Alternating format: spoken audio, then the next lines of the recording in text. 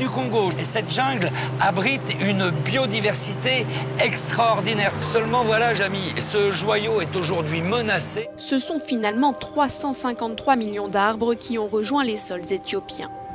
Un record dont s'est félicité le Premier ministre, Abiy Ahmed. Près d'un tiers, 31,7% de la flore tropicale africaine serait menacée d'extinction selon une étude publiée mercredi dans la revue Science Advances. Pour en parler, Laurence Caramel, journaliste au Monde Afrique. Bonjour. Bonjour. Alors c'est une première cette étude. Oui, c'est la première fois que cette étude, qui a donc été coordonnée par l'Institut de recherche pour le développement, une première étude à l'échelle continentale sur toute la zone intertropicale grâce à une nouvelle méthode qui a donc été élaborée, qui permet de traiter massivement et rapidement des grandes bases de données. Cette méthode, elle s'appuie sur le travail que fait l'UICN, c'est-à-dire l'Union internationale de conservation de la nature, qui est la grande référence pour classer les espèces selon leur niveau de vulnérabilité, et donc les risques d'extinction. Le problème de cette méthode, c'est qu'elle est effectivement la plus rigoureuse, mais elle est aussi très longue et assez coûteuse. Et donc, du fait qu'il y a une érosion de la biodiversité qui est importante, les scientifiques estiment qu'il va falloir prendre des raccourcis pour que l'on ait des informations rapides qui permettent d'aider les décideurs, les gouvernements à orienter leurs programmes de développement, mais aussi les entreprises, en ayant connaissance des zones les plus vulnérables, pour ne pas rajouter de la pression sur des zones où la biodiversité est déjà menacée. Sur la biodiversité, on en sait beaucoup sur la faune, mais très peu sur la flore. Les plantes demeurent le parent pauvre de cette surveillance planétaire. On a une relativement bonne connaissance des risques d'extinction qui concernent la faune. On sait suivre des populations d'éléphants dans le bassin du Congo. On sait suivre des populations de gorilles. Tous les grands mammifères, tous ces animaux un peu iconiques que l'on suit de près. Ça n'est pas le cas pour la flore. Il y a beaucoup d'espèces, et puis notre attention s'y porte moins. Donc, juste un chiffre, globalement,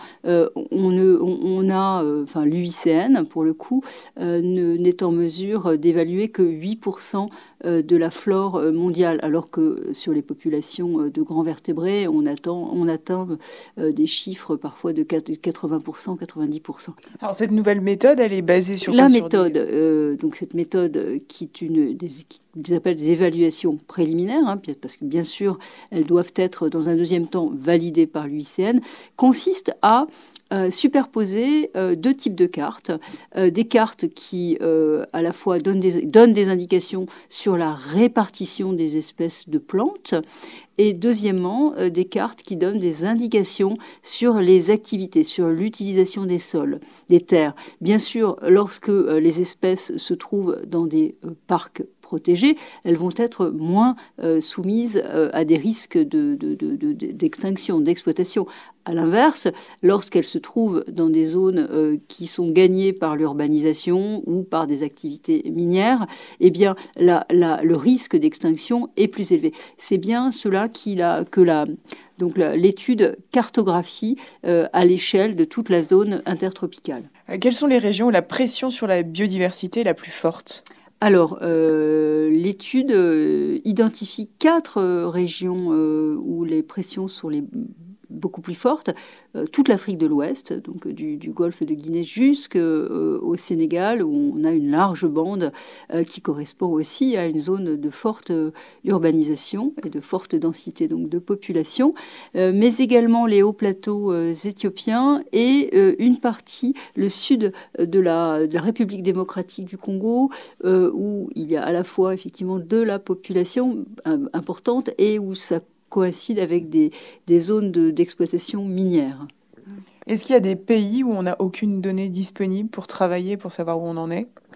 Alors, bien sûr, il faut, pour qu'on puisse avoir ces données, ces informations, qu'il y ait eu des collectes de terrain, des collectes de plantes, Et l'étude mentionne que pour l'Angola, où il y a une guerre civile très longue, mais aussi pour la République centrafricaine, ils ne disposent encore d'aucune donnée pour pouvoir les intégrer dans leur carte. Laurence Caramel, merci beaucoup.